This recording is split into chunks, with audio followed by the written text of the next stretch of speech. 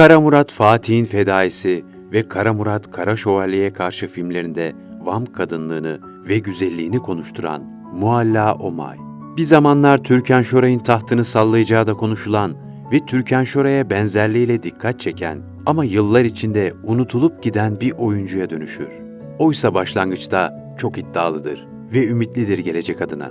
Bundan sonra dillerde bir Mualla Onay ismi dolaşırsa sakın ola ki şaşırmayın der. Oysa talih yüzüne gülmez bu esmer, renkli gözlü, balık etli güzel kadının. Önce hayalleri bir bir yıkılır, erotik filmler furyasına kadar düşer, sonra da tüm sanat hayatına veda eder. Geriye kırılmış hayaller, dağılmış umutlar ve Yeşilçam'a küskünlüğü kalır. Yeşilçam'ın az çilesini çekmedim. İyidir, kötüdür demedim. Önüme konulan senaryoyu seçmeden verilen rolü yaptım. Sonuçta elime istediklerimin 1/10 bile geçmedi der Mualla Omay. Devir benim devrim olacak ve sinemayı fethedeceğim diyen bir kadının bir türlü değişmeyen yazgısının hikayesidir bu. 1948 doğumlu Mualla Omay, Türkan Şoray'a benzerliği nedeniyle yapımcıların dikkatini çeker ve Yeşilçam'da kendisine bu yanıyla yer bulan onlarca oyuncudan bir tanesidir. Yeşilçam'da yıldızların klonlanması konsepti her zaman süregelmiştir. Ünlü bir oyuncuya benzeyen biri varsa hemen onu ön plana çıkarmaya başlarlar. Mualla Omay da bu isimlerden sadece biridir. Türkan Şoray'a benzerliğiyle öne çıkartılan bir isim olur. Onu ünlü yapmak isteyen yapımcı ve menajerler basın aracılığıyla Türkan Şoray'a olan göreceli benzerliğini işleyip parlatarak sinemada çabuk yer bulmasına yol açarlar. Gözlerinin ve dudaklarının benzerliği ona Yeşilçam filmleri içerisinde yer açar. Bu yıldızlara benzerlik konusunu parlatan sadece Yeşilçam sineması değildir. Hollywood'da da işlenen bir yöntemdir bu. Fakat bu benzerlikten kaynaklı ortaya çıkan oyunculuk her zaman işe yaramıyor. Maalesef pek çok yetenekli oyuncu sadece klon olarak ortaya çıkarılıp sonra da arkalarındaki destek çekildiği için şanssız bir kariyere sahip olurlar. 1963 yılında başrollerini Türkan Şoray, Hülya Koçyiğit ve Edisun'la oynadıkları Genç Kızlar filmiyle oyunculuğa başlayan Omay, 1986 yılına kadar 19 filmde rol almıştır. Genç Kızlar filmi ayrıca Edisun'un rol aldığı ilk film olarak kayıtlara geçer. 1970 yılında Kızım Sana Emanet filminde oynar. 1972 ise onun en parlak zamanıdır. Peş peşe filmlerde oynar. Süreyya Duru'nun yönetmenliğini yaptığı Cüneyt Arkın, Bilal İnci, Kayhan Yıldızoğlu gibi oyuncuların yer aldığı Hayatımın En Güzel Yılları filminde oynar. Bu film dostluk, aşk ve vefa üzerine kurulu güzel bir filmdir. Kısa sürede parlaması ve Türkan Şoray'a benzetilmesi hakkında şöyle der Mualla Omay. Önceleri herkes benim Türkan Şoray'a benzediğimden dolayı sinemada tutunduğumu söylüyordu. Ancak ben bu görüşe katılmıyorum. Ben bugünkü başarımı çok çalışmama ve azmime borçluyum. Ben öyle küçük rol diye ayırt etmeden her filmde oynuyordum ve sanatın gerektirdiği her türlü role çıkıyordum. Böylelikle kısa zamanda kendimi kanıtlamayı başardım ve birçok filmde de başrol oynadım. Bence her sanatçının ilk yıllarında böyle dönemleri olmuştur. Ardından Don Juan 72 adlı filmde oynar. İzzet Günay, Zuhal Aktan, Turgut Özatay, Eva Bender gibi dönemin ünlü oyuncuları bu filmin kadrosundadır. Mualla Omay da bu iyi oyuncuların arasında yer alır. Filmin konusu modern bir Casanova'nın bir dolu kadınla aşk öyküsünü anlatır. Mualla Omay'ı en çok popüler olduğu, izleyicinin hafızasında yer edindiği en iyi filmi Kara Murat Fatih'in Fedaisi filmi olur. Bu filmle bu kadar bilinmesi ve kalıcı olmasında başrolde Cüneyt Arkın'ın büyük etkisi olmuştur.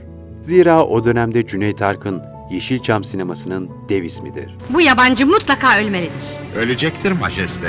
Bugüne kadar Papesco'nun elinden kimse kurtulamamıştır. Bunu siz de biliyorsunuz. Biz gene de işi şansa bırakmamalıyız.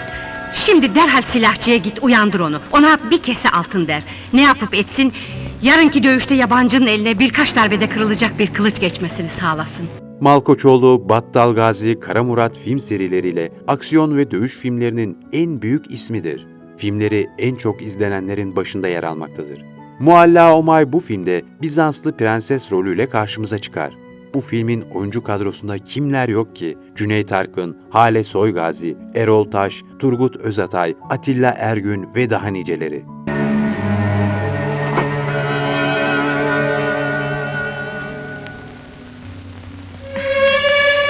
Beni son defa öpmeyecek misin?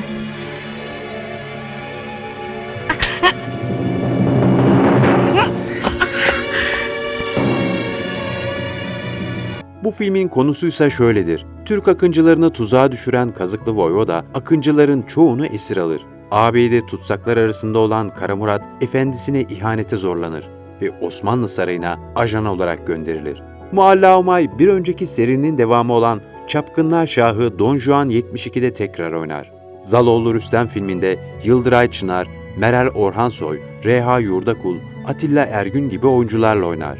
Zaloğlu Rüstem filminin konusu, oğlunu kaçıran Rus prensinin kalesini basıp intikam alan Zaloğlu Rüstem'in öyküsünü anlatır. Kapıyı kapa. İçeri kimseyi alma. Emredersiniz.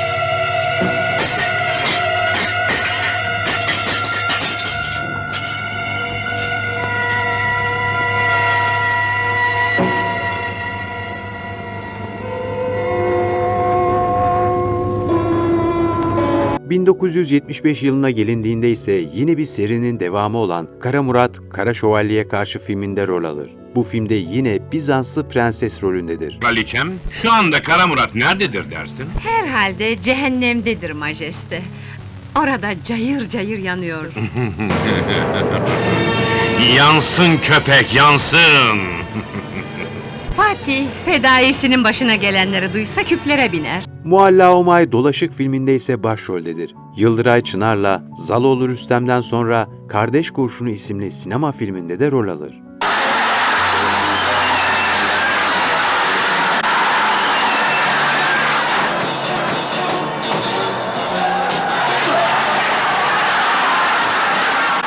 Sinemanın erotik filmlere teslim olduğu zamanlarda bir süre filmlerde oynayamaz.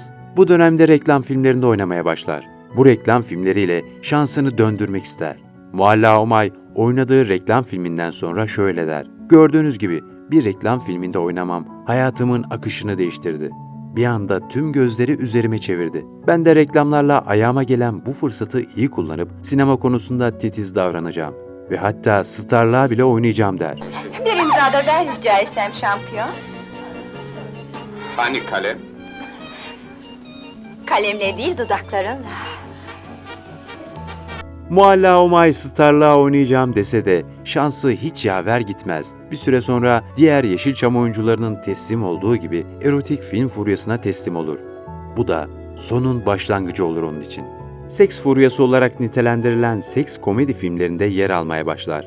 O dönem en tanınan filmi de Kuvvet Macunu'dur. 1980'lerde eroin hattı, Yaşlı Gözler, Lotto Kralı video filmlerde oynar. Bu video filmlerden çok umutludur. Yazgısının bu yeni teknolojiyle değişeceğine olan inancı tamdır. Ben son zamanlarda video olayına büyük önem veriyorum. Çünkü video sinemadan daha kalıcı. İnsanlar videolarında daha çok oyuncuyu seyretme olanağına sahipler. Video filmleri daha çok elden ele geziyor. Bu nedenle pek çok video film teklifine evet diyerek video filmleri yaptım. Ayrıca bugünlerde çok sayıda film teklifi alıyorum. Ve bunların birkaç tanesinde oynama kararındayım. Göreceksiniz, yakın zamanda filmlerimle sinemayı fethedeceğim. Ve devir benim devrim olacak der. Her şeyi göze alıp kaleye gideceğim. İşte geldim. Babamı serbest bırakın. Vücudum size ait diyeceğim. Sakın ha bunu yapma. Böyle bir delilik edeyim deme. Omay 1986 yılına kadar 18 filmde rol alır. 1986 yılında Lotto Kralı adlı video filmle sanat hayatına veda eder. Her zaman umudunu korumuş olan, starlığa her daim zirveye gözünü dikmiş bu kadının dibi çöküşü de hazin olmuştur. Bırakın zirveye çıkmayı, tüm sanat yaşamı bitmek zorunda kalmıştır. Sinemanın tozunu yutan, açlığa, parasızlığa katlanan, sinemanın büyülü perdesinde bir karaktere daha ruh katmak umuduyla bedenini kullanmayı dahi göze alan, yüreğindeki oyunculuk aşkı her daim çarpan bir kadının hikayesiydi bu dinlediğiniz. Bir videonun daha sonuna geldik. Diğer videolarımızdan haberdar olmak için kanalımıza abone olmayı ve bildirim zilini açmayı unutmayın. Sağlıkla kalın.